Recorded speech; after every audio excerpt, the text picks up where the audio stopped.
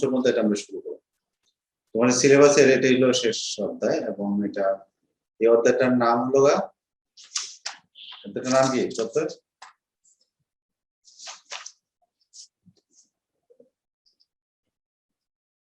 নাম কি পঞ্চম অধ্যায়ের নাম কি স্যার প্রোগ্রামিং ভাষা প্রোগ্রামিং ভাষা এবং এর সাথে একটা প্রোগ্রামিং ভাষার সাথে আমরা পরিচয় হবো এটা হলো প্রোগ্রামিং ল্যাঙ্গুয়েজ সি। তো প্রথমে বেসিক কিছু বিষয় আছে প্রোগ্রাম সম্পর্কে কিছু জানার আছে আর তারপরে হলো আমাদের একটা প্রোগ্রামের মৌলিক কিছু জিনিস সম্পর্কে আমরা জানবো একটা প্রোগ্রাম কিভাবে লিখতে হয় এটা। তো প্রথমে আসি আমরা এই প্রোগ্রামটা কি প্রোগ্রামটা হলো আমরা যদি কম্পিউটারকে দিয়ে কোনো কাজ করাতে চাই তাহলে তাকে কিছু ইনস্ট্রাকশন দিতে হয় নির্দেশনা দিতে হয়। এই নির্দেশনাগুলোকে বলা হয় একসাথে যদি আমরা নির্দেশনাগুলোকে বলা হয় একসাথে অনেকগুলো নির্দেশনা যদি হয় এটাকে বলি আমরা প্রোগ্রাম। ধরো তুমি একটা কাজ করো বা কম্পিউটার দিয়ে তাহলে তাকে ইনস্ট্রাকশন দিতে হবে এই ইনস্ট্রাকশনগুলোর সেটটাকে বলা হয় প্রোগ্রাম। আর এরকম প্রোগ্রামের সেটকে বলা হয় সফটওয়্যার। তাহলে প্রোগ্রাম হলো সেট অফ ইনস্ট্রাকশন আমরা এক কথায় যদি বলি সেট অফ ইনস্ট্রাকশন মানে আমরা কম্পিউটারকে দিয়ে কোনো সমস্যার সমাধান করার উদ্দেশ্যে যে নির্দেশনা দিই সেই নির্দেশনাগুলো বলা হয় প্রোগ্রাম আর প্রোগ্রামের সমষ্টিকে বলা হয় সফটওয়্যার। সফটওয়্যার মানে এটা একটা বড় বিষয় প্রোগ্রাম হলো ক্ষুদ্র ক্ষুদ্র অংশ হতে পারে এরকম অনেক প্রোগ্রাম মিলে তোমার একটা সফটওয়্যার তৈরি হয়। যখন একটা সফটওয়্যার তৈরি করা হয়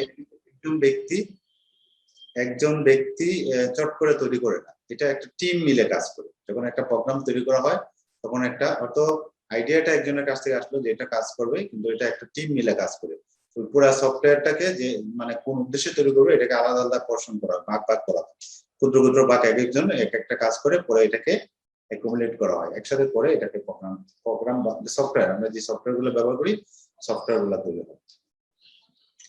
আচ্ছা কম্পিউটারে আমরা যে কম্পিউটার বলি আমরা ডেস্কটপ বলি বলি এটা প্রধান একটা অংশ আছে এটাকে বলি আমরা সিপিইউ। আমরা ডেস্কটপ কম্পিউটারে আমরা একটা বাক্স দেখি না বক্স বড় ডেস্কটপে আমরা প্রচলিত যাতে এই বাক্সটাকে আমরা হয়তো সিপিইউ বলে থাকি তাহলে বাক্সটা আসলে সিপিইউ না এই বক্সটা ওই যেটা বক্সটার ভিতরে মাদারবোর্ডের সাথে সিপিইউটা অ্যাটাচ করা থাকে ছোট্ট একটা ডিভাইস এবং এটাকে বলা হয় কম্পিউটারের ব্রেইন। সিপিইউ যেটা এটার পুরো নাম হলো সেন্ট্রাল প্রসেসিং ইউনিট সিপিইউ। তো কম্পিউটার ব্রেইন বলতে এটাকে বোঝায় অনেক সময় এমসিকিউ পরীক্ষাতে আছে কম্পিউটার ব্রেইন বলতে বোঝায় লোগা সিপিইউ কে সিপিইউ এর পুরো নাম হলো সেন্ট্রাল প্রসেসিং ইউনিট। এই সিপিইউ এর কাজ হচ্ছে যাবতীয় হিসাব নিকাশ এই কাজ কম্পিউটারের কি ব্রেইন মানুষের ব্রেইন থাকে না মাথা কম্পিউটার ব্রেইনকে বলা হয় ব্রেইনটা হলো সিপিইউ। এটা হলো আমরা যখন বাজার থেকে কম্পিউটার কিনতে যাই তখন আমরা সিপিইউটা কোন ব্র্যান্ডের হবে এবং তার স্পিড কেমন থাকবে এটা কিন্তু আমরা যাচাই বাছাই করে কিনি। যে কোনো কম্পিউটার কিনলে আমরা বলি যে ইন্টেলের 5 জেনারেশন ইন্টেলের 10 জেনারেশন এরকম বিভিন্ন ব্র্যান্ড আছে সেটা দেখে আমরা কিনি। সিপিইউটাকে বলে ব্রেইন। সিপিইউটা কিরকম আমরা যদি একটু আগে দেখি দেখো আমি একটু স্ক্রিন শেয়ার যাচ্ছি আমি তোমাদের ক্লাসটা নেওয়ার আগে আমি একটু সার্চ করে রাখলাম যে সিপিইউ এর যে চিত্রগুলো যদি আমরা দেখি এখানে অনেকগুলো সিপিইউ চিত্র রয়েছে এগুলো হলো মাদারবোর্ডের সাথে অ্যাটাচ করা যায়। এখানে যে চিত্রগুলো দেখতে পাচ্ছ এগুলো প্রত্যেকটা হলো একটা সিপিইউ এটা একটা সিপিইউ এটা একটা সিপিইউ এগুলো সিপিইউ এটা হলো ওই উপরের পৃষ্ঠা আর ভিতরের দিকে তো এরকম থাকে দুইটা দিকে ধরো এটা হলো মাদারবোর্ডের সাথে অ্যাটাচ করা আছে। এখানে যেটা আমরা দেখতে পাচ্ছি যে এটা না এই যে এখানে যেটা দেখতে পাচ্ছি এটা হলো সিপিইউ। তোমরা যদি খুলো মাদারবোর্ডটা খুললে ওই যে এটা হলো সিপিইউ এটা হলো উপরের দিকে যে এটা একটা সিপিইউ। তো এটারই মূলত যাবতীয় যত কম্পিউটারের যত হিসাব নিকাশ আছে সব কাজটা এটা করে। এটার 3টা অংশ থাকে এই সিপিইউ এর 3টা অংশ থাকে। সিপিইউ এর পুরো নাম কি central processing unit. Central processing unit. এটা তিনটা অংশ থাকে। আমি অংশ তিনটা একটু দেখি এখানে একটা চিত্র আছে কিনা। সিপিইউ এর তিনটা অংশ থাকে, আমি বাইরে করে রাখছিলাম, কই গেল।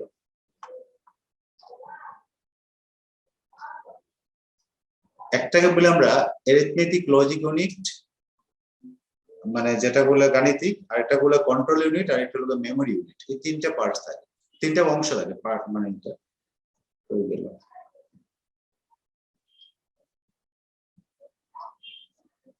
আচ্ছা, এটা আমরা CPU, parts of CPU, part PRT part, আমি ইয়াতে সার্চ দিচ্ছি পার্ট অফ সিপিইউ দিলাম।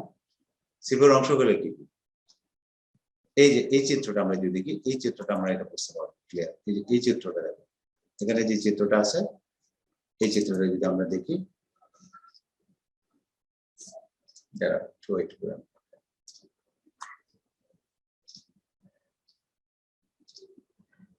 এই সিপিইউ এর একটা হলো ইনপুট অংশ থাকে, একটা হলো আউটপুট, আর মাঝখানে থাকে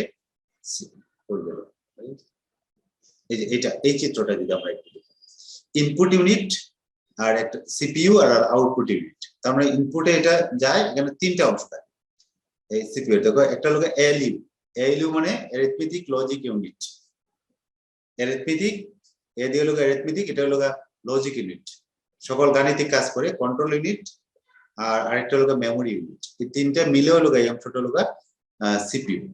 এটাতে আসে আইসা এখানে সিপিইউ যার যে অংশটুকু ওই কাজটুকু করে তা আউটপুটে প্রসেস হয়ে যায় এরকম। তাহলে ওই যে ছোট্ট যে ডিভাইসটা আমরা একটু আগে দেখছিলাম, এই যে ডিভাইসটা, এটা তো ওই যে এটার পার্টস থাকে তিনটা অংশ থাকে। এই অংশগুলো কি কি? একটা হলো এএলইউ, একটা হলো কন্ট্রোল ইউনিট, আর একটা হলো মেমোরি ইউনিট। একটাকে বলে আমরা অ্যারিথমেটিক লজিক ইউনিট। এএলইউ মানে এটা আলো, অনেক সময় আমরা আলো বলে মজা করতাম যখন। এএলইউ মানে অ্যারিথমেটিক লজিক ইউনিট, ঠিক আছে? জি স্যার।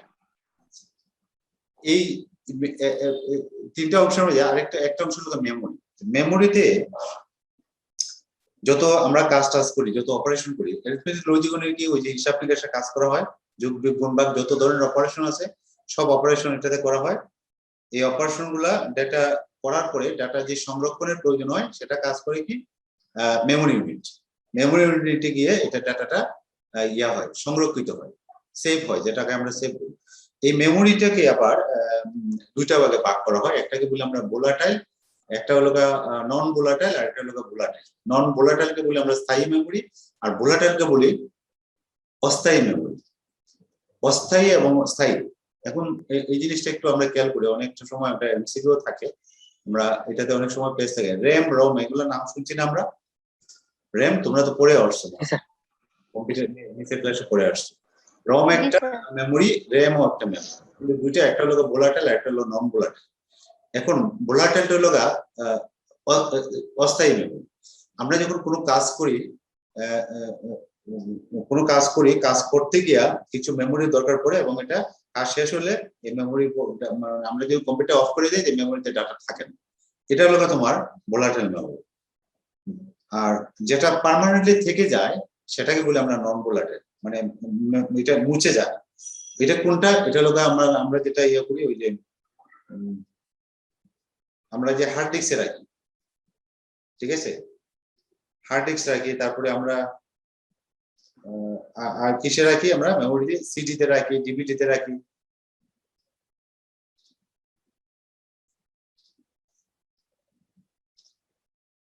ঠিক আছে, এগুলোকে কি বলবো আমরা?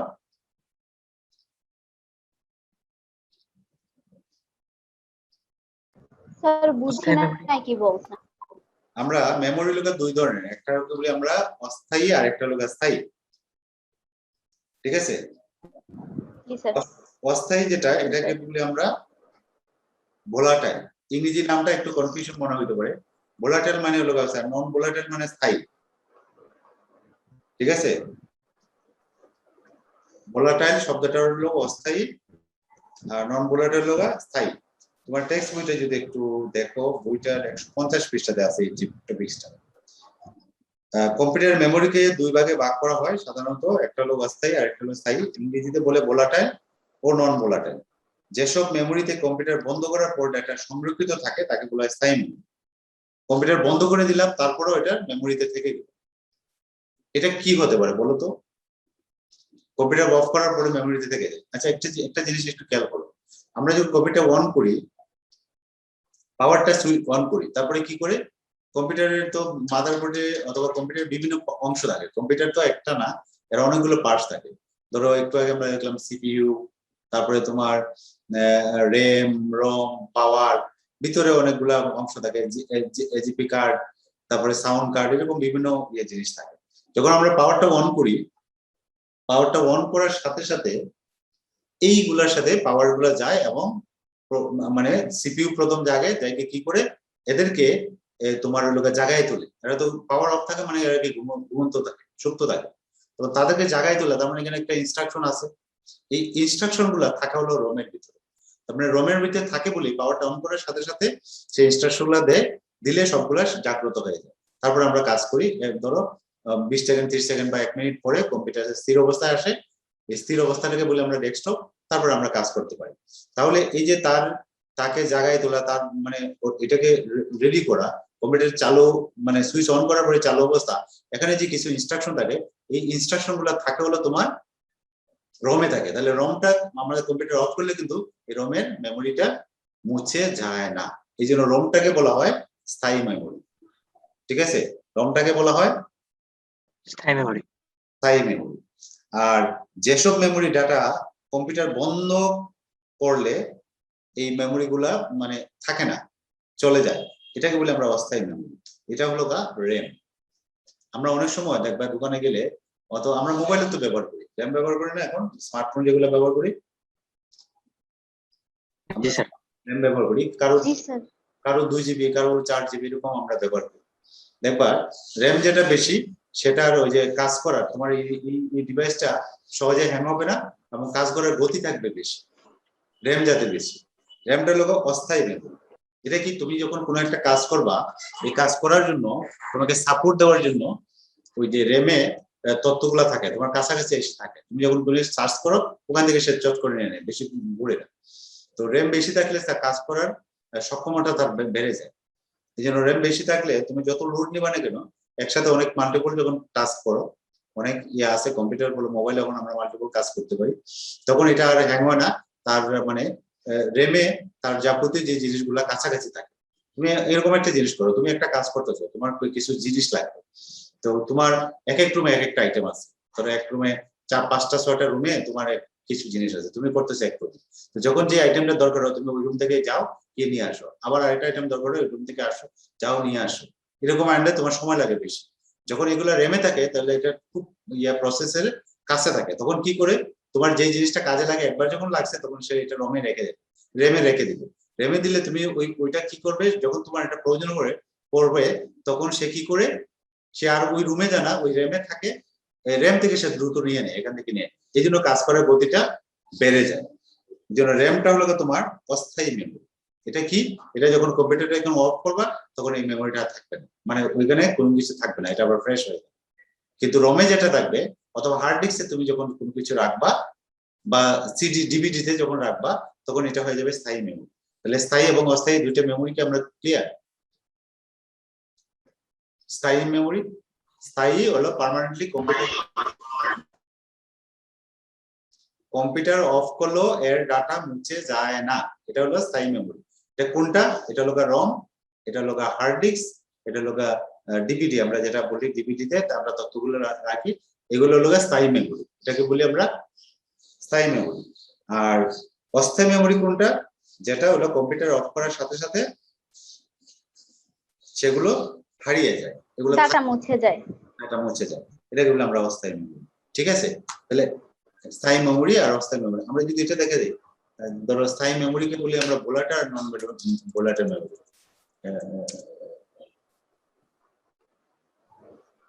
ঠিক আছে, আচ্ছা এটা তো আমরা ক্লিয়ার বুঝলাম। এখন দেখো আমরা আরেকটা জিনিস পাই, তোমাদের পরীক্ষাতে আগে থাকতো, এবং র্যাম আর রম, এই যে দুইটা আমরা পড়লাম, তো আগে আমরা পড়লাম র্যাম আর রম। অনেক সময় এটার পার্থক্যটা অনেক সময় বলে র্যাম কি রম কি, অথবা র্যাম হলো র্যান্ডম অ্যাক্সেস মেমোরি, এর পুরো নাম হলো র্যান্ডম অ্যাক্সেস মেমোরি এখানে পার্থক্যগুলো দেওয়া আছে, বইয়ে হয়তো ওইভাবে এরকম নাই, নিজের জানার জন্য আমি মেমোরি একটা পার্থক্য আমরা একটু বের করি। ধরো এটা বের করবো, এই যে এটা দেখো, একটু লাগতেছে, আমরা একটু ওয়েট করব। র্যাম হলো র্যান্ডম অ্যাক্সেস মেমোরি, আর রম হলো রিড ওনলি মেমোরি। ঠিক আছে, এটা আসতেছে। তো একটা হলো ভোলাটাইল আর একটা নন ভোলাটাইল, তাহলে কোনটা স্থায়ী মেমোরি কোনটা অস্থায়ী বলো তো? র্যামটা স্থায়ী না অস্থায়ী? অস্থায়ী অস্থায়ী মেমোরি। অস্থায়ী র্যাম অস্থায়ী। রাইট। আর রম হবে স্থায়ী মেমোরি। স্থায়ী মেমোরি। স্থায়ী। গুড। তো এই দেখো এখানে পার্থক্যগুলো এখানে দেওয়া আছে, আমরা যদি এটা একটু দেখি, যে এটা ও দেখলাম এটা ডিডিআরএম ডিরএম আর স্যার এই চ্যাপ্টারে শীট নাই। শীট আছে,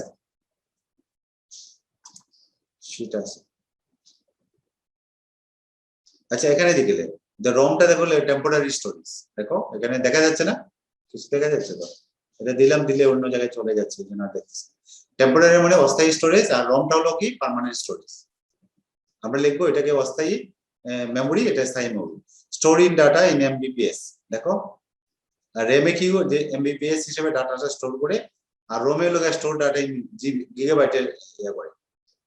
এটা হলো ভোলাটাইল, ওই যে ওইটার আরেকটা শব্দ হলো ভোলাটাইল, এটা হলো নন ভোলাটাইল। নন ভোলাটাইল শব্দ মানে হলো পার্মানেন্ট, এক আর তিন কিন্তু একই অর্থ প্রকাশ করে, শব্দটা একটু ডিফারেন্ট করে দেওয়া হয়েছে। ইউজ ইন নর্মাল অপারেশন, র্যামটা আমরা নর্মাল অপারেশন ব্যবহার করি, আর রমটা বিশেষ কাজে ব্যবহার করি। এটা কখন? ওই যে একটু আগে আমি বলছিলাম, use for start up process of computer. Computer যখন স্টার্ট হয় তখন তাকে যে ইনস্ট্রাকশন গুলো দেওয়া হয়, সেই ইনস্ট্রাকশন গুলো থাকে কোথায়? র্যামে না রমে? রমে। রমে থাকে, হ্যাঁ। এই যে এটা বলে use for start up process of computer. আর শেষে রাইটিং ডাটা ইন ফাস্টার, মানে র্যামে ডাটাগুলো দ্রুত লিখে যায়, রাইটিং ডাটা ইন লস হয়। তো এই হলো মোটামুটি র্যাম এবং রমের পার্থক্য। তাহলে দুইটা ক্লিয়ার আমাদের, র্যাম আর রম? দুই তিনটা পার্থক্য বলতে পারবো না? জি স্যার। আচ্ছা এটা গেল আমাদের র্যাম রম। আচ্ছা এটা গেল আরেকটা জিনিস হলো, এটা আমরা দেখলাম, এটাও দেখলাম। আরেকটা বিষয় এখানে একটু খেয়াল করি আমরা, এই যে প্রসেসর থাকে না, প্রসেসরের মাঝে এই যে র্যাম আর রম এটা কিন্তু ওই এর বাইরে থাকে, তোমার কি বলে প্রসেসরের বাইরে থাকে। প্রসেসরের ভিতরে কিন্তু কিছু ওই মেমোরি আছে, সেটা হলো দুইটা মেমোরি থাকে, এটা একটু ভালো করে খেয়াল করো, এটা কিন্তু এমসিকিউ থাকার সম্ভাবনা আছে।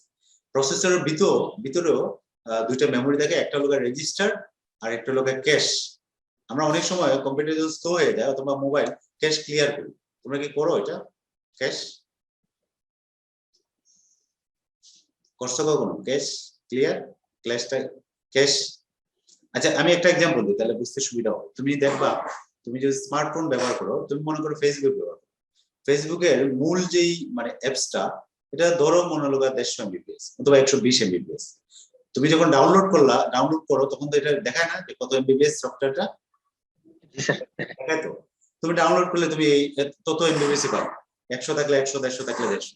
তুমি যখন ব্যবহার করলা, কিছুদিন ব্যবহার করার পরে, দীর্ঘদিন যদি ব্যবহার করো, তারপরে তুমি এই অ্যাপসটা খুলবা, সেটিং এ গিয়ে অ্যাপসটার ইয়া দেখবা যে এটা কতটুকু জায়গা ধরবে, তুমি দেখবা 300, 400, 500 এমবিপিএস নিয়ে নিয়েছে, এমবি নিয়ে নিয়েছে। তোমরা কি এটা খেয়াল করে দেখছো কখনো?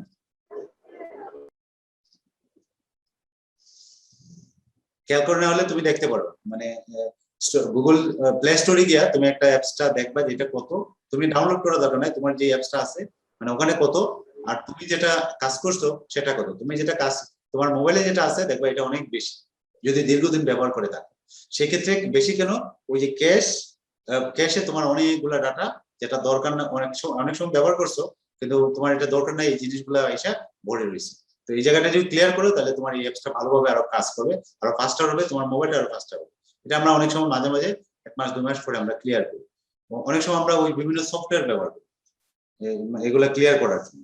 ছোট ছোট সফটওয়্যার আছে, অ্যাপসই আছে, সেই অ্যাপস গুলো ব্যবহার করে আমরা এটা ক্লিয়ার করতে পারি। অথবা তুমি সেটিং এ গিয়ে ওই যে স্টোরেজে গিয়ে অথবা অ্যাপস গুলা খুঁজে বের করে কোন অ্যাপস গুলা তোমার দরকার বেশি ব্যবহার করো, সেই অ্যাপস গুলোতে ঢুকে তুমি ক্যাশটা ডিলিট করে দিতে পারো। তো আমি যেটা বলছিলাম এই যে প্রসেসরের ভিতরে যেটা আমরা বললাম সিপিইউ মাইক্রোপ্রসেসর যেটা বলি, এটার ভিতরে দুইটা মেমোরি থাকে, একটাকে বলি আমরা রেজিস্টার আর একটাকে বলি ক্যাশ। আর র্যাম রম কিন্তু এর বাইরে থাকে, র্যাম রম কিন্তু এর প্রসেসরের ভিতরে থাকে না, ঠিক আছে? তাহলে প্রসেসরের ভিতরে থাকে কোনটা? প্রসেসরের ভিতরে থাকে কোনটা? রেজিস্টার আর ক্যাশ মেমরি। রেজিস্টার। তোর প্রসেসরে সবচেয়ে কাছে থাকে হলো রেজিস্টার, সবচেয়ে কাছে থাকে রেজিস্টার, তারপরে থাকে হলো দ্বিতীয়টা কি বললাম, তারপরে ক্যাশ। Cache memory. তাহলে প্রথমে রেজিস্টারের খুবই নিকটবর্তী সবচেয়ে কাছে যে মেমোরিটা সেটার নাম হলো রেজিস্টার না, কি বললাম, সেন্ট্রাল প্রসেসর ইউনিট যেটা, বা প্রসেসর, মাইক্রোপ্রসেসর বললাম আমরা এটাকে। সিপিইউ যেটা, সিপিইউ আসলে এটা হলো মাইক্রোপ্রসেসর। তো এটার তিনটা অংশ থাকে যেটা আমরা বললাম, এএলইউ, মেমোরি ইউনিট আর একটা হলো কন্ট্রোল ইউনিট, তিনটা ইউনিট। তো এটা সবচেয়ে কাছে যেটা থাকে যে মেমোরিটা সেটাকে বলি আমরা রেজিস্টার, তারপরেই যে থাকে সেটা আমার হলো ক্যাশ।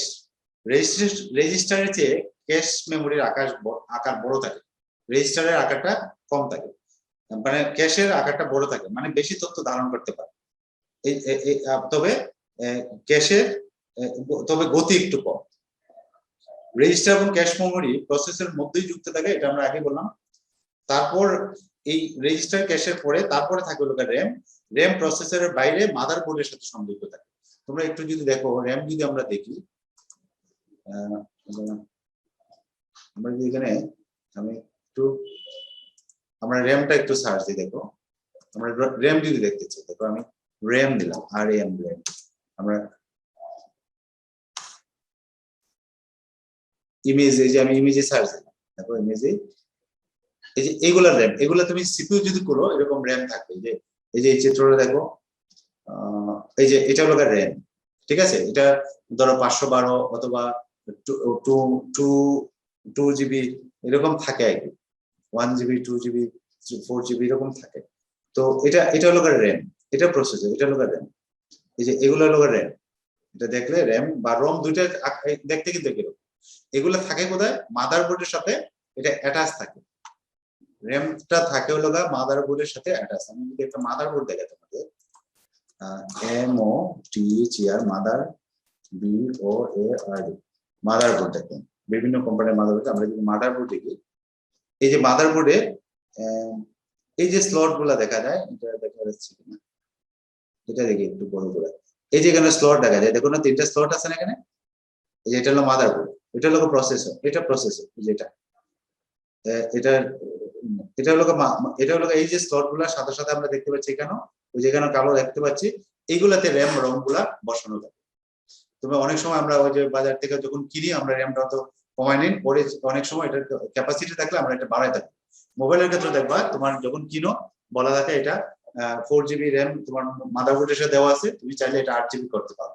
তুমি চাইলে এক্সটার্নাল কিনে এটার সাথে অ্যাটাচ করতে পারবা। তোমার কাজ গেম চেঞ্জ যদি করো, বেশি স্পিড লাগে, বেশি মানে কাজ লাগে, এরকম যদি কোনো সফটওয়্যার ব্যবহার করো, সেক্ষেত্রে তোমার র্যামটা বাড়াতে পারো। তো এই মাদারবোর্ডের সাথে আমরা যে ডেস্কটপ ব্যবহার করি, ডেস্কটপের স্লট গুলো এগুলোতে আমরা ব্যবহার করি। আচ্ছা, তো খরচের দিক থেকে সবচেয়ে ব্যয়বহুল হলো রেজিস্টার মেমোরি, এরপরে হলো ক্যাশ মেমোরি। এগুলার দামি, আমরা যদি বলি দামের দিক থেকে সবচেয়ে দামি হলো রেজিস্টার মেমোরি, তারপর হলো ক্যাশ মেমোরি। র্যাম তাদের তুলনায় বেশ সস্তা। র্যামের পরে আছে হলো ভার্চুয়াল মেমোরি। র্যামে যখন জায়গা হয় না, তখন হার্ড ডিস্কের একটা অংশকে কম্পিউটারের অপারেটিং সিস্টেম মেমোরি হিসেবে ব্যবহার করতে হয়। যখন র্যামও কভার করতে পারে না, তখন আমরা যে হার্ড ডিস্কটা ব্যবহার করি, ধরো 1 টেরাবাইট বা 2 টেরাবাইট অথবা যেটা ব্যবহার করি, তখন র্যামে যখন জায়গা হয় না, তখন সেটা চলে যায় কোথায়? হার্ড ডিস্কের একটা পার্টকে, অংশকে ব্যবহার করতে হয়। সেটা অবশ্যই র্যামের তুলনায় অনেক ধীরগতি থাকে। তখন দেখবা যখন তুমি হার্ড ডিস্কে রাখতে যাবা কোনো ডাটা, হয়তো ওখান থেকে করতে যাবা, ডাটার গতিটা কমে যায়, রাখতে গেলেও সময়টা কত বেশি লাগে। তাহলে আমরা দেখলাম যেটা মূল বেসিক যে জিনিসগুলো আমরা দেখলাম সেন্ট্রাল প্রসেস ইউনিট কি, এটার কটা অংশ, মেমোরি কি, মেমোরি দুইটা টাইপ আমরা দেখলাম, ভোলাটাইল এবং নন ভোলাটাইল, স্থায়ী এবং অস্থায়ী, র্যাম এবং রম কি, এই দুইটা ভোলাটাইল এবং নন ভোলাটাইল দুইটা এক্সাম্পল। আর আমরা দেখলাম হলো প্রসেসের মধ্যে যে দুইটা মেমোরি থাকে, একটা হলো স্যার সবচেয়ে দামি মেমরি কোনটা? রেজিস্টার। এরপরে দামের দিক থেকে সেকেন্ড হলো ক্যাশ। স্যার তারপরে? ক্যাশের পরে হলো র্যাম। ঠিক আছে, ক্যাশের পরে হলো র্যাম। র্যামে যখন তোমার রমটা কিন্তু পার্মানেন্ট মেমরি, আমরা একটু আগেই পড়লাম রমটা হলো পার্মানেন্ট। এটা কি কাজে ব্যবহার করা হয় রমটা? কম্পিউটার স্টার্ট দেওয়ার জন্য যে স্টার্টআপ, রাইট, এটা মনে রাখবা। স্টার্ট দেওয়ার জন্য যে ইনস্ট্রাকশন গুলো লাগে এই ইনস্ট্রাকশন গুলো ওটাতে সংরক্ষণ করা থাকে। এই জন্য আমরা যখন সুইচ অন করি সে অটোমেটিক ইনস্ট্রাকশন গুলো নিয়ে সে অটোমেটিক রান মানে চলে আমাদের সামনে কাজের উপযোগী তৈরি করে দেয়। এই তথ্যগুলা এই ইনস্ট্রাকশন গুলা থাকে হলো রম। রম কিন্তু ফিক্সড করা। ধরো একটা কম্পিউটারের জন্য কতটুকু রম, কারণ এটা তোমার বাড়াইয়া কমায় কোনো লাভ নেই, কারণ এটা তোমার ডাইরেক্টলি কাজে লাগতেছে। আমরা যখন ব্যবহার করি ওই ব্যবহারকারীর সাথে ডাইরেক্টলি আমরা রম কানেক্টেড না। আমরা ব্যবহার করি রেজিস্টার, ক্যাশ আর র্যাম। ঠিক আছে, তো রেজিস্টারটা সবচেয়ে মূল্যবান বেশি, মানে দামের দিক থেকে এটার প্রাইসটা বেশি, তারপর ক্যাশ, তারপর র্যাম। ঠিক আছে, এতটুকু ক্লিয়ার আমাদের? জি স্যার। আচ্ছা, এখন আমরা যেটা পড়বো অধ্যায়টাতে আমরা ফিরে আসি। আমরা এবার আসে প্রোগ্রাম কি। যদিও আমি এটা বললাম, প্রোগ্রাম হলো আমরা বলছিলাম কম্পিউটারকে দিয়ে যখন আমরা একটা কাজ করাবো, এই কাজ করার জন্য আমরা যে নির্দেশগুলা দেব, এই নির্দেশমালাকে বা নির্দেশনাগুলার সমষ্টিকে বলা হয় প্রোগ্রাম। ঠিক আছে, কম্পিউটারকে দিয়ে কোনো সমস্যার সমাধান করার উদ্দেশ্যে আমরা এই সমস্যাটা সমাধান করার জন্য যে ইনস্ট্রাকশন গুলা দিব বা নির্দেশগুলা দিব, এই নির্দেশগুলোর সমষ্টিকে বলা হয় কি বলা হয়? প্রোগ্রাম। প্রোগ্রামের সমষ্টিকে বলা হয় সফটওয়্যার। সফটওয়্যার। এই জিনিসটা আমরা একটু মনে রাখবো যে প্রোগ্রামিং না, প্রোগ্রামিং হলো এই কাজটাকে বলা হয় প্রোগ্রাম। এই যে তুমি নির্দেশগুলা কম্পিউটারকে দিয়ে কাজ করো বা তার জন্য নির্দেশগুলা তুমি তোমার প্রয়োজন মতো নির্দেশগুলো লিখবা কোনো একটা ল্যাঙ্গুয়েজ ব্যবহার করে, সেটাকে বলা হয় প্রোগ্রাম। আর প্রোগ্রাম হলো জাস্ট সেট অফ ইনস্ট্রাকশন। ঠিক আছে, সেট অফ ইনস্ট্রাকশন। কম্পিউটার দিয়ে কোনো কাজ করার জন্য যে নির্দেশগুলো দিব সেই নির্দেশগুলোর সমষ্টিগুলো প্রোগ্রাম। আর প্রোগ্রামের সমষ্টিকে বলা হয় সফটওয়্যার। এই কাজ, এটাই আমরা দেখবো এখানে লিখছি। প্রোগ্রাম হচ্ছে একাধিক নির্দেশের সমষ্টি যার সাহায্যে কোনো সমস্যার সমাধান করা যায়। একাধিক নির্দেশের সমষ্টি। আর প্রোগ্রামের সমষ্টি হচ্ছে সফটওয়্যার। তাহলে সফটওয়্যার এবং প্রোগ্রাম কোনটা বড় বলো তো? সফটওয়্যার। স্বাভাবিকভাবে সফটওয়্যার হচ্ছে অনেক প্রোগ্রাম মিলে একটা সফটওয়্যার। ঠিক আছে, আমরা প্রোগ্রাম গুলো আলাদা আলাদা পার্ট করে আমরা করতে পারি। সফটওয়্যারটা হলো কমপ্লিট একটা জিনিস, কোন একটা পারপাসে ব্যবহার করা যাবে। সফটওয়্যারটা একটা কমপ্লিট জিনিস। এখন আসি একটা আদর্শ প্রোগ্রামের কিছু বৈশিষ্ট্য থাকে। তোমার অনেক পরীক্ষা থাকতে পারে, সরাসরি ভাবে প্রশ্ন থাকে না যে আদর্শ প্রোগ্রাম বৈশিষ্ট্য হলো এরকম না। তোমার বলতে পারে যে সি প্রোগ্রামিং ল্যাঙ্গুয়েজ সি কি একটা আদর্শ প্রোগ্রাম, ব্যাখ্যা করো। এইভাবে থাকতে পারে, অথবা অন্য একটা প্রোগ্রামের নাম দিয়ে যে ফোরট্রান প্রোগ্রামিং ল্যাঙ্গুয়েজ, ফোরট্রান অথবা ওরাকল অথবা কোবল বেসিক, এরকম বিভিন্ন প্রোগ্রাম আছে যে এটা কি একটা আদর্শ প্রোগ্রাম, ব্যাখ্যা করো। তো সেক্ষেত্রে তোমার একটা আদর্শ প্রোগ্রামের যে বৈশিষ্ট্যগুলো থাকে, বৈশিষ্ট্যগুলো তোমার মাথায় থাকতে হবে। সেগুলা থেকে তুমি বাছাই করে নিয়ে 2-4-5টা বৈশিষ্ট্য নিয়ে তুমি যুক্তি দিয়ে বলে দিবা যে এই প্রোগ্রামে এই বৈশিষ্ট্যগুলো আছে, সুতরাং এটাকে আমি আদর্শ প্রোগ্রাম বলতে পারি। আর যদি না থাকে তাহলে বলবো এটা আদর্শ প্রোগ্রাম না। তাহলে আদর্শ প্রোগ্রামের বৈশিষ্ট্যগুলো কি কি, এগুলো যদি আমরা দেখি, আমরা বৈশিষ্ট্যগুলো যদি দেখি, একজন একটু পড়ো দেখি, একজন পড়ো তো দেখি, কে আসছো না?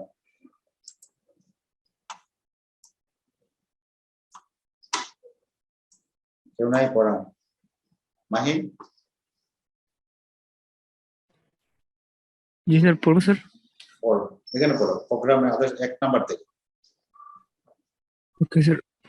প্রোগ্রামের বিষয়বস্তু, সময়কাল, প্রোগ্রামে ব্যবহৃত চলকের বর্ণনা থাকবে।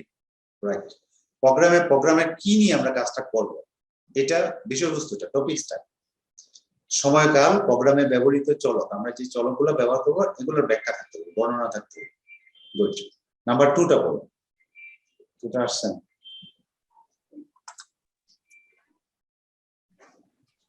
বলো সেকেন্ডটা কি? প্রোগ্রামের সমস্যার বর্ণনা, সমাধানের উপায়, সিদ্ধান্ত, যুক্তি ইত্যাদি উল্লেখ থাকবে। প্রথমে হলো বিষয়বস্তুর সময়কাল, প্রোগ্রামের চলক যেগুলো, এগুলা সমস্যাটা কি সেটা বর্ণনা থাকবে, সমাধানের উপায়টা থাকবে, সিদ্ধান্ত, যুক্তি ইত্যাদি উল্লেখ থাকবে। মানে কি হলে কি হবে এরকম যুক্তি থাকবে। এটা নাম্বার 2। নাম্বার 3 তে যদি আসি, 3টা কি? প্রোগ্রামকে অপ্রাসঙ্গিকভাবে বড় করা যাবে না। হ্যাঁ, অপ্রাসঙ্গিকভাবে বড় করা যাবে না। এটার ব্যাখ্যাটা আমি বলছি। একটা প্রোগ্রামকে আমরা চাইলে, ধরো একটা কাজ করতে যাচ্ছি, আমরা যদি একটু খেয়াল করো, আমরা একটা কাজ করতে যাচ্ছি, তো কাজটা আমরা কিন্তু বিভিন্ন জন বিভিন্নভাবে করতে পারি।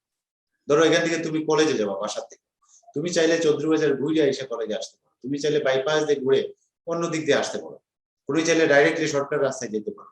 তো আমরা একটা প্রোগ্রাম রচনার ক্ষেত্রে আমরা চাইলে অনেক ঘুরে পেছে করতে পারি। এটা আদর্শ প্রোগ্রামের বৈশিষ্ট্য। ঠিক আছে, মানে আমরা হয়তো রেজাল্টও মিলবে, সবই ঠিক আছে, কিন্তু আদর্শ প্রোগ্রাম হলে এটা সবচেয়ে শর্টেস্ট ওয়েতে, সবচেয়ে কম ব্যবহার করে এটাকে আমরা সরাসরি গন্তব্যে আমরা যাতে বুঝতে পারি। এই জন্য বলা হয়েছে প্রোগ্রামকে অপ্রাসঙ্গিকভাবে বড় করা যাবে না। নাম্বার 4টা বলো তো।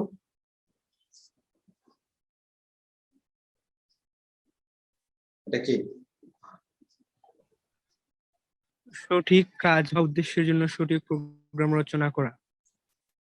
সঠিক কাজ বা উদ্দেশ্যের জন্য সঠিক প্রোগ্রাম, এটা কি? এটা কি বুঝতে পারো? এটা কি বুঝাচ্ছে? কে কেউ বুঝতে পারো? মানে স্যার, যে কাজের জন্য যে প্রোগ্রামটা দরকার হবে ওইটা করতে হবে। রাইট। অর্থাৎ আমরা যে পারপাস, উদ্দেশ্যটা, যে মনে করো তুমি একটা প্রোগ্রাম তৈরি করবে যেটাতে বৃত্তের ক্ষেত্রফল বেরোবে, এখন তুমি ইনপুট দিলা, বৃত্তের ক্ষেত্রফল না বাইরে অন্য একটা বেরোলো, ত্রিভুজের ক্ষেত্রফল বেরোলো, তাহলে কি হইলো? অথবা তার ধারে কাছে গেল।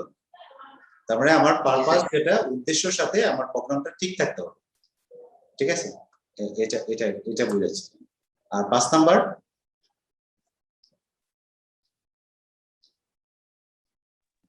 প্রয়োজনীয় লুপের ব্যবহার হবে না।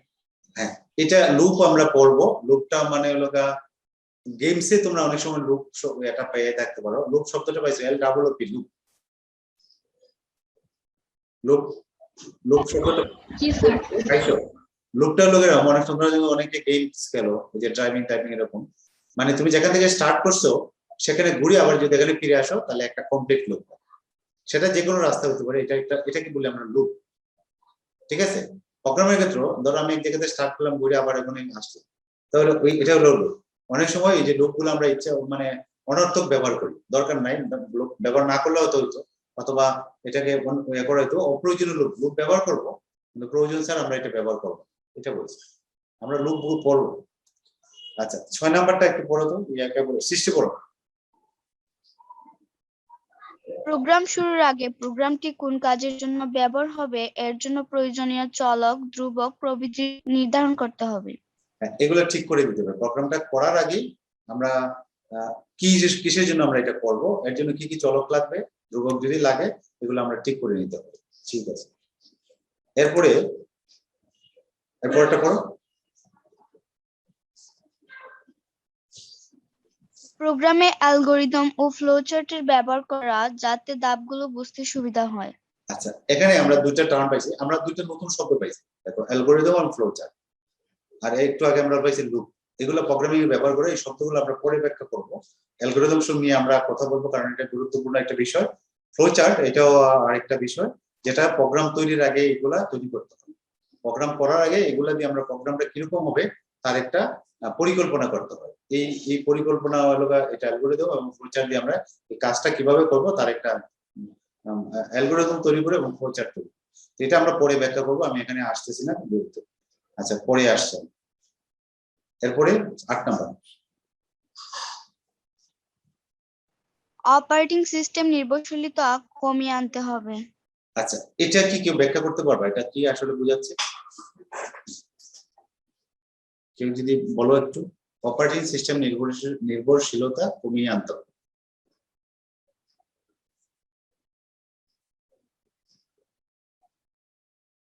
অপারেটিং সিস্টেম কি বলো তো? অপারেটিং সিস্টেম কি? উদাহরণ দাও তো অপারেটিং সিস্টেম। সফটওয়্যার না স্যার?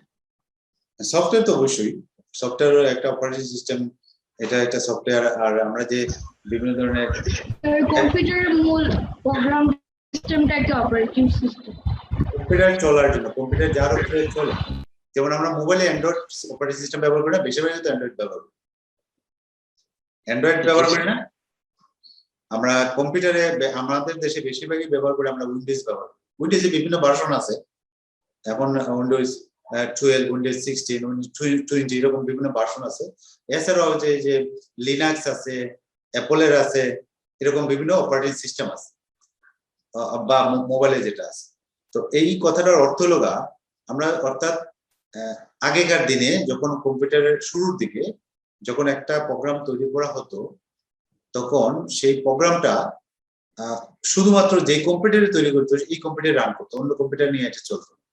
বর্তমানে দেখো আমরা মোবাইলে যে সফটওয়্যার গুলো ব্যবহার করি বা অ্যাপস গুলো, অ্যাপস তো সফটওয়্যার, অ্যাপস মানে অ্যাপ্লিকেশন সফটওয়্যার আর কি।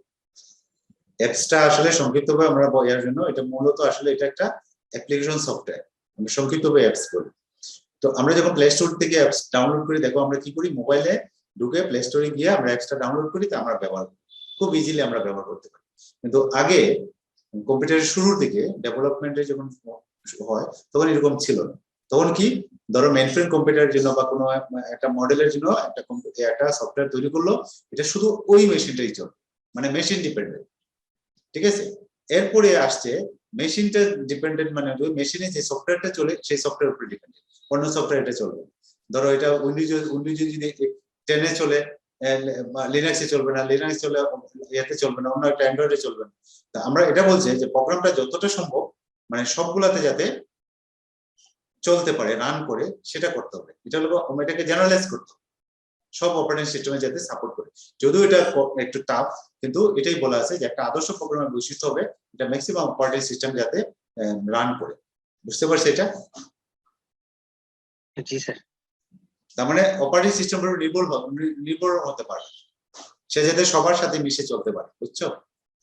মানে সবার সাথে বন্ধুত্ব সম্পর্ক রাখতে হবে, রেখে চলতে হবে। এটাকে বলতে আমরা অপারেটিং সিস্টেমের নির্ভরশীলতা কমিয়ে আনতে হবে।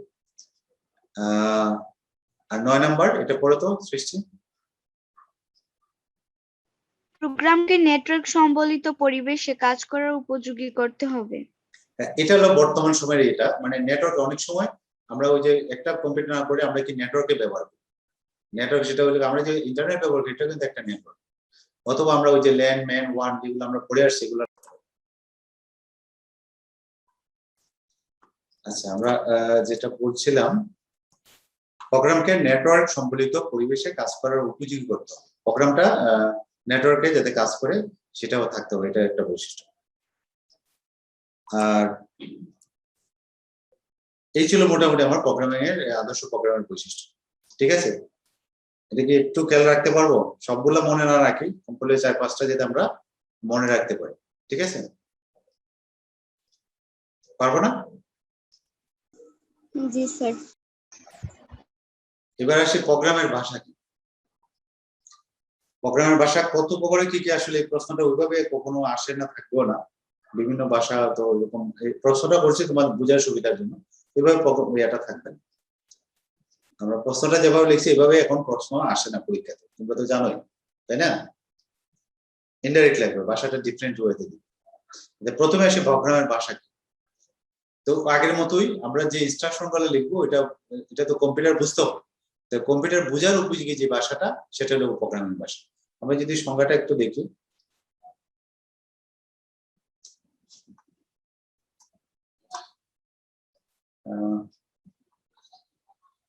পড়ো তো একজন,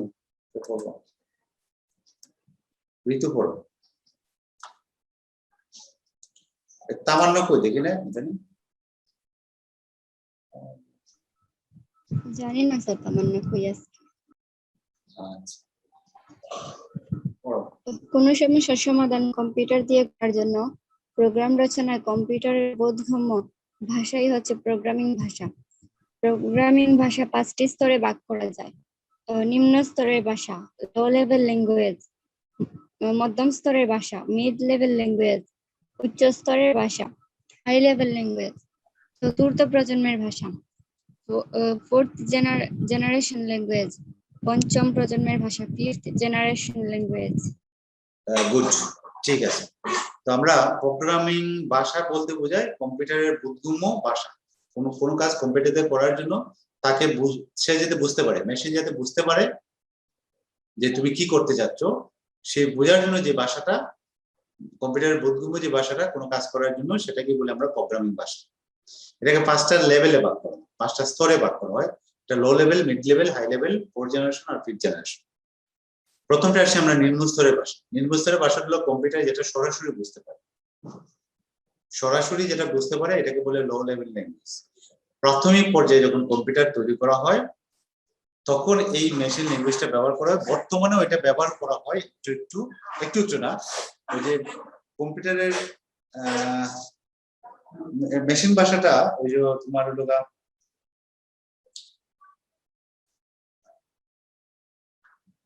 ওই প্রসেসরের সাথে কিছু ইনস্ট্রাকশন সেট তৈরি করে সেই প্রসেসর সে যাতে বুঝতে পারে যে কি কাজ করানো হবে, এটা ভিতরে কিছু কিছু এখনো ব্যবহার করা হয়। মানে আগের মতো এটা বর্তমানে এতটা মানে ডিটেলস ব্যবহার করে না। লো লেভেল এমন একটা ল্যাঙ্গুয়েজ যেটা শুধুমাত্র কম্পিউটার সরাসরি বুঝতে পারে, মানুষ এটা বোঝাটা অনেকটা কঠিন। ঠিক আছে, তাহলে এটার আরেকটা, এখান থেকে প্রায় একটা কোয়েশ্চেন থাকে, এটাকে বলা হয় কম্পিউটারের ন্যাচারাল ল্যাঙ্গুয়েজ বলা হয়। আমাদের যেমন একটা মানে ভাষা আছে না, আমাদের মাতৃভাষা বলি না, আমাদের মাতৃভাষা কি? বাংলা। বাংলা। কম্পিউটারের মাতৃভাষা, বা আমরা যদি বলি এটাকে বলা হয় ন্যাচারাল ল্যাঙ্গুয়েজ। কম্পিউটারের ন্যাচারাল ল্যাঙ্গুয়েজ এটা হলো নিম্ন স্তরের ভাষা। শুধু নিম্ন স্তরের ভাষার মাঝে আবার দুটো ভাগ আছে, একটাকে বলি আমরা মেশিন ল্যাঙ্গুয়েজ আর একটাকে বলি অ্যাসেম্বলি ল্যাঙ্গুয়েজ। তো আমরা এই যে জিনিসটা একটু দেখি, আমরা দেখি দাঁড়াও। মেশিন ল্যাঙ্গুয়েজ যেটা, যে ভাষা কম্পিউটার সরাসরি বুঝতে পারে তাকে নিম্ন স্তরের ভাষা বলে। নিম্ন স্তরের ভাষাকে দুইটা ভাগে ভাগ করি আমরা, একটা বলি মেশিন ল্যাঙ্গুয়েজ বা মেশিন ভাষা, আর একটা বলি অ্যাসেম্বলি ভাষা। মেশিন ভাষা যেটা, সেটাকে বলি আমরা ন্যাচারাল ল্যাঙ্গুয়েজ। এই বাইনারি ডিজিট 0-1 অথবা হেক্সাডেসিমাল সংখ্যা এটা ব্যবহার করে, শুধুমাত্র এইগুলোই, আর কিছু ব্যবহার করা হয় 0-1। এটা কি সরাসরি বাইনারি ডিজিট ব্যবহার করি অথবা হেক্সাডেসিমাল, এই প্রতীকগুলো ব্যবহার করে যে প্রোগ্রাম লেখা হয় তাকে বলে মেশিন ভাষা। তো সেটা মানুষের পক্ষে বোঝা অনেক কঠিন, অনেক এক্সপার্টাইজ হতে হয় কাজ করতে করতে। তো কম্পিউটার শুধু মেশিন ভাষা বুঝতে পারে। এই যে কথা বলো, কম্পিউটার মেশিন ভাষাটা সরাসরি বুঝতে পারে। এই ভাষার সুবিধা অসুবিধাগুলো যদি আমরা একটু দেখি, এই প্রোগ্রাম যেহেতু সরাসরি বুঝতে পারে, প্রোগ্রাম ছোট হয়। এই ভাষার প্রোগ্রাম মানে রান করতে মেমোরি প্রয়োজন হয়, সরাসরি ইনস্ট্রাকশন হয় আর কি। প্রোগ্রাম রান করতে সময় কম লাগে। কম্পিউটারের সিপিইউ, ওই যেটাকে বলছি আমরা প্রসেসর, সেন্ট্রাল প্রসেসিং ইউনিট, একমাত্র মেশিন ভাষায় রচিত প্রোগ্রামই সরাসরি বুঝতে পারে। যেহেতু ডাইরেক্টলি বুঝে, সুতরাং প্রোগ্রাম দ্রুত কাজ করে, সরাসরি বুঝে। তুমি একটা ইনস্ট্রাকশন যদি মাধ্যম ব্যবহার করে দাও, মাঝখানে একদম দাও তারপরে দাও, তাহলে কাজটা করতে সময় লাগবে। আর সে যদি ডাইরেক্টলি ইনস্ট্রাকশনটা পেয়ে যায়, কাজটা দ্রুত হয়, কার্যকর। এই জন্য ওই যে মেশিন ভাষায় প্রোগ্রাম লিখলে এটা দ্রুত কার্যকর, দ্রুত এটা রান করে। আর একটা ইম্পর্টেন্ট জিনিস হলো, এটা এমসিকিউ পরীক্ষায় থাকে অনেক সময়, কম্পিউটার বর্তনী, কম্পিউটার ভিতরে যে বিভিন্ন সার্কিট থাকে, এগুলার যদি ভুল ত্রুটি সংশোধনের জন্য এই ভাষাটা ব্যবহার করা হয়।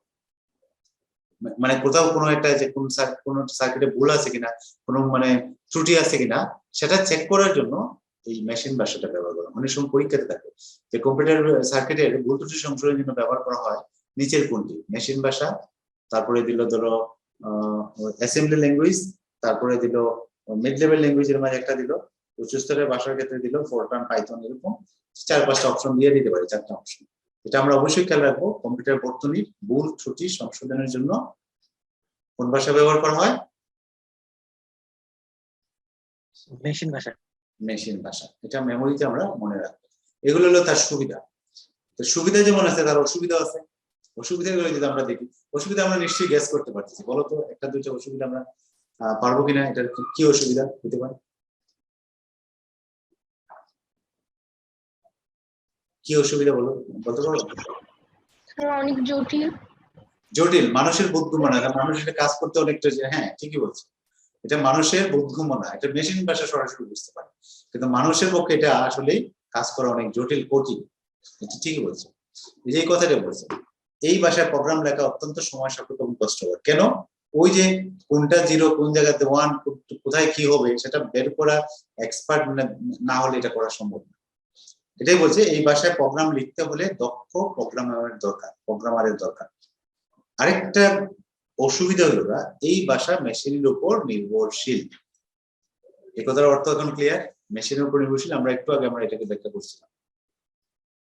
মানে এটার অর্থ হলো এই ভাষায় লিখিত প্রোগ্রাম যেই মেশিনের জন্য লিখছে ওই মেশিনে শুধু চলবে, অন্য মেশিনে এটা চলবে না। এই জন্য বলছে এটা একটা বড় রকম একটা অসুবিধা না, এটা তুমি এই প্রোগ্রামটা তৈরি করলা, এটা অন্য মেশিনে তুমি চালাইতে পারবে না। জি স্যার। এটা একটা বড়তম। আর এটা মেশিন ভাষায় যদি ভুল হয় এটা সংশোধন করা, এটা আসলেই অনেকটা কষ্ট, পীড়াদায়ক, কারণ এটা ঠিক করা অনেকটা ইয়া। কারণ কোন জায়গায় তোমার ওয়ান না জিরো হয়েছে না এনা সিডি কোন জায়গায় পরিবর্তন হয়েছে সেটা বের করা অনেকটা কষ্ট। অর্থাৎ এটা ভাষায় প্রোগ্রাম তৈরি করে এটা সংশোধন করা বা পরিবর্তন করা বেশ কষ্টকর, মানে এটা ফাইন্ড আউট করা, ঠিক করা আর কি। ঠিক আছে। আর এই ভাষায় প্রোগ্রাম লিখতে হলে কম্পিউটারের যে ভিতরের যে স্ট্রাকচার, সংগঠন, মানে কোনটা কিভাবে বিভিন্ন পার্টস আছে না, আমরা একটু আগে যেটা বললাম, সেন্ট্রাল প্রসেসিং ইউনিটের যে বিভিন্ন পার্টস আছে, র্যাম রম আছে, এগুলা কিভাবে কাজ করে, এগুলোর ফাংশন সম্পর্কে ধারণা থাকতে হবে। এই ভাষাটা শুধুমাত্র ওই যে ব্র্যান্ড মেশিন যারা তৈরি করে, এই যে এগুলো যারা তৈরি করে শুধুমাত্র ল্যাবের ক্ষেত্রে এটা ব্যবহার করা হয়, মানে ল্যাব না আমরা বলি এটা কি কারখানাতে ব্যবহার করা। এটা পার্টস গুলা যারা তৈরি করে সেখানে ওই যে মেশিনের যেখানে এটা দরকার সেখানে ব্যবহার করা হয়। আর নর্মালি এখন আমরা সরাসরি মানুষ এটা ওই যে নিজের দৈনন্দিন কাজে বা এর কাছে কিন্তু এই ভাষাটা আমরা ব্যবহার করি না। ঠিক আছে, বর্তমানের কথা বলছি, এক সময় তো ব্যবহার করতো, কিন্তু বর্তমানে এটা আমরা ওইভাবে ব্যবহার করি এবং এটা শুধুমাত্র হিডেন থাকে, আমরা তার রেজাল্টটা দেখতে পারি, কিন্তু এটাকে আমরা সরাসরি আমরা ব্যবহার করি। কিন্তু এই ভাষার সুবিধা অসুবিধা গুলো আমরা জানি। ক্লিয়ার এটা সবার কাছে? জি স্যার। এগুলা কিন্তু পরিষ্কার ধারণা নিয়ে করতে হবে, এগুলা একটু ভালো করে যদি পড়ো তাহলে তোমার কাছে ক্লিয়ার থাকবে যে মেশিন ভাষা এটা মিড লেভেল ল্যাঙ্গুয়েজ, এটা হাই লেভেল ল্যাঙ্গুয়েজ, কোনটার কোন বৈশিষ্ট্য, সুবিধা অসুবিধা, এগুলো ভালো করে দেখতে হবে, কারণ এগুলো থেকে সিকিউ এবং এমসিকিউ দুই ধরনের কোশ্চেন দিতে পারে। আমরা প্রথম অংশটা কিন্তু জাস্ট প্রোগ্রামিং ভাষা সম্পর্কে আমি আগে বলছি, প্রোগ্রামিং ভাষা সম্পর্কে বেসিক কিছু বিষয় নিয়ে আলোচনা করা আছে। আর পরে আমরা যেটা দেখবো এটার দ্বিতীয় অংশ আছে, দ্বিতীয় অংশটাতে বলা আছে একটা ভাষা সম্পর্কে তোমাদের পরিচয় করে দেওয়া হবে, সেটা হলো সি। কারো যদি আগ্রহ থাকে, তোমরা যেহেতু সায়েন্সের স্টুডেন্ট, মানে একটা প্রোগ্রামিং ভাষা আসলে শেখা উচিত।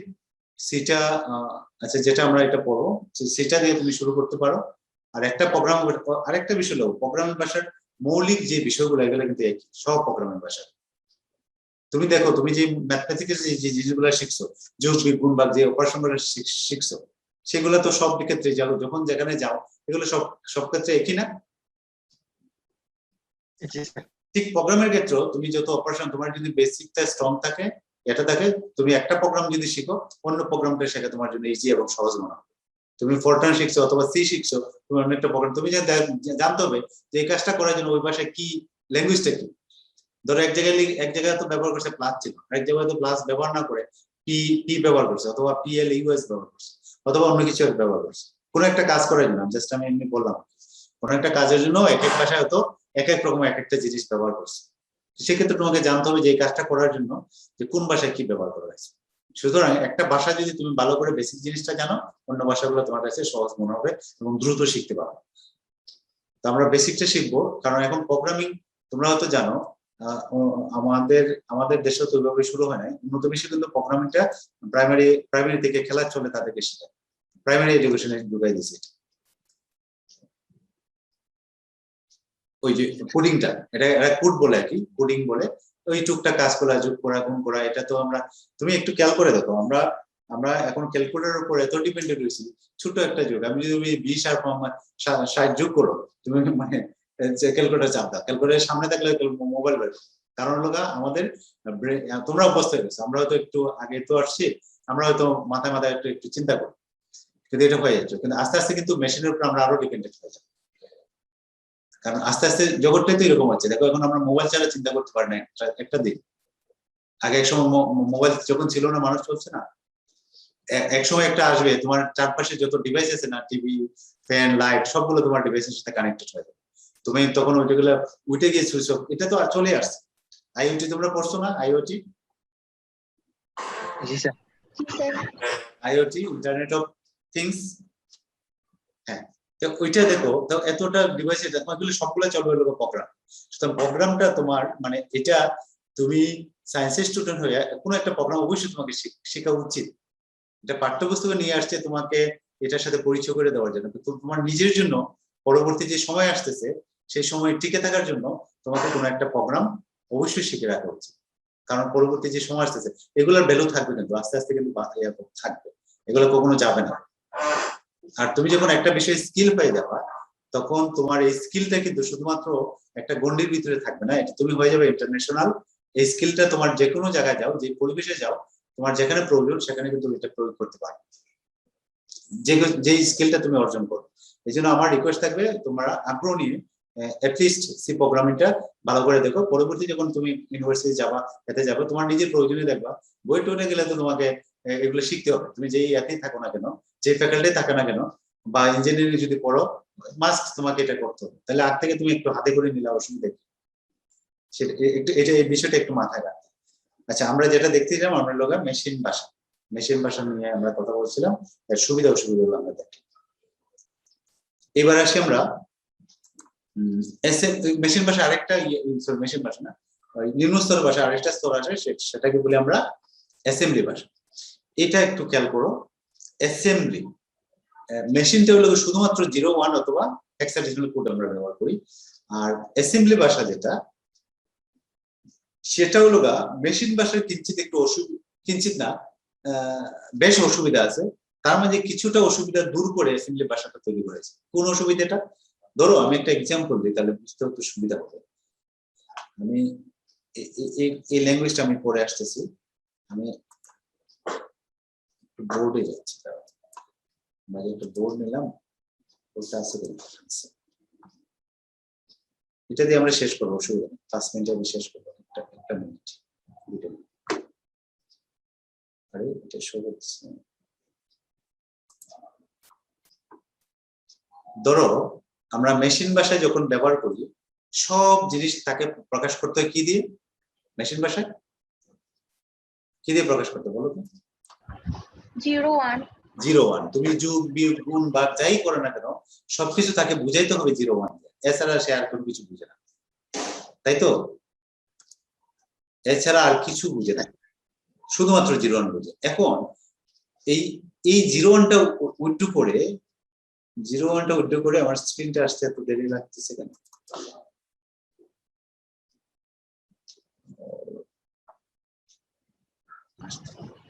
আপনার র্যাম মনে বেশি হয়েছে।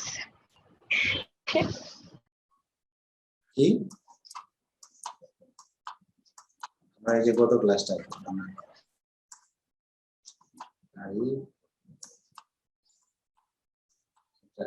খালি জায়গা পাচ্ছি না, অনেক। আচ্ছা ঠিক আছে, এখন দেখো, মনে করো দুইটা জিনিস আমরা যোগ করবো, জাস্ট আমরা ধারণাটা নেওয়ার জন্য। আমি যদি মনে করি, ধরো আমি মেশিন ভাষায় আমরা যোগ করবো 1010, তার সাথে যোগ করবো মনে করো আমি এটার সাথে যোগ করবো মনে করো 1101, ধরো এটা যোগ করবো। তো মেশিন ভাষায় যখন আমরা যোগ করবো, যোগ চিহ্নটা কিন্তু তাকে মেশিন ভাষায় প্রকাশ করতে হবে, যুগটা তো মেশিন ভাষায় প্রকাশ করে। ধরো আমি ধরে নিলাম যুগের চিহ্ন হলো 101, ঠিক আছে? এটা আমি জানি না, আসলে আমি এমনিতে বললাম যে যুগ চিহ্নটা মেশিন ভাষায় প্রকাশ করার জন্য যুগ কাজটা এটা প্রকাশ করে এটা আছে। তাহলে এই যুগটা যখন সে করবে, তখন এটাকে লিখতে হবে 1010, তারপরে লিখতে হবে এটার সাথে আমরা যোগ করবো, এই যে যুগের জন্য আমরা এটা দিলাম, আর তারপরে লিখলাম 11011। এখন একটু খেয়াল করো, এই পুরো সংখ্যাটা যদি 100তে থাকে, তাহলে কি আমার বোঝার উপায় আছে যে কোনটার সাথে কোনটা যোগ হয়েছে? না স্যার। এটা শুধু মানে কম্পিউটারে বুঝে, মানে এক্সপার্ট লোক ছাড়া এটা আসলে করা অসম্ভব। এই যে কাজটা, এই অসুবিধাটা দূর করে, এই যে এটার পরিবর্তে এখন যদি এটাকে আমি এইভাবে লিখি 1010, এটা না লিখে আমি লিখলাম, এটাকে লিখলাম 8, দিয়ে লিখলাম আমরা 11011। দেখো আগের চেয়ে এটা একটু বেটার না, এটার চেয়ে এটা একটু বেটার না? জি স্যার। এখন তো বুঝতে পারছি যে কার সাথে কে যোগ করছে, এটা তো বুঝতে পারতেছি যে কার সাথে কে যোগ হয়েছে, এটা বুঝতে পারছি। এই যে শব্দটা আমরা লিখলাম এড, এড মানে লোকের যোগ, তার মানে এই যুগের এই কোডটার পরিবর্তে আমরা একটা নাম নিয়ে আসলাম, এইটাকে বলা হয় নেমোনিক কোড। এই যে এড লিখলাম এটার একটা নাম আছে, এই শব্দটা একটু ভালো করে দেখো, নেমোনিক, নেমোনিক কোড, ঠিক আছে? এটাকে বলা হয় নেমোনিক কোড। তার মানে যুগের জন্য আমরা লিখবো এড। ঠিক বিগের জন্য, বিগের ইংরেজি কি? Subtraction, subtraction of big, addition হলো যোগ, তাহলে এডিশন থেকে আমরা লিখলাম এডিশন, এডিশনের থেকে এটাকে সংক্ষিপ্ত করে আমরা লিখলাম, এটাকে লিখলাম হলো এড। সাবস্ট্রাকশন থেকে, সাবস্ট্রাকশন, সাবস্ট্রাকশন এর সম্ভবত এটা, আচ্ছা সাবস্ট্রাকশন থেকে আমরা লিখলাম হলো সাব। এই যে এই শব্দগুলোকে বলা হয় mnemonic code. Add, sub, multiplication থেকে আমরা লিখলাম এমওএল, ডিভিশন থেকে, ডিভিশন হলো ভাগ, এখান থেকে লিখলাম ডিভিশন। এই যে শব্দগুলো এরকম বিভিন্ন ধরনের নেমোনিক কোড ব্যবহার করে অ্যাসেম্বলি ভাষাটা তৈরি করে গেছে। বুঝতে পারছি?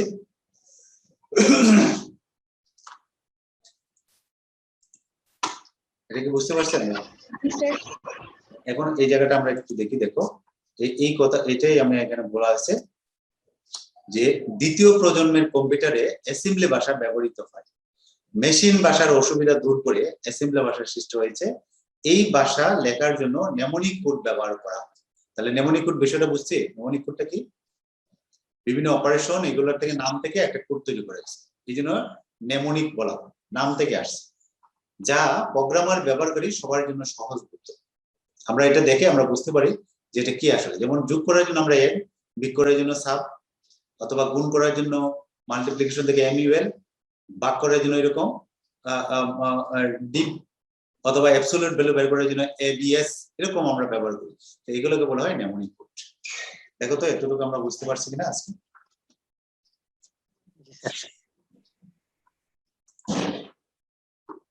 তাহলে আজকে আমরা যেটা দেখলাম, আমরা তো আরো বিভিন্ন কয়েকটা স্তর আছে, সেই স্তরগুলো আমরা আগামী দিন দেখব। আজকে আমরা শুধু দেখলাম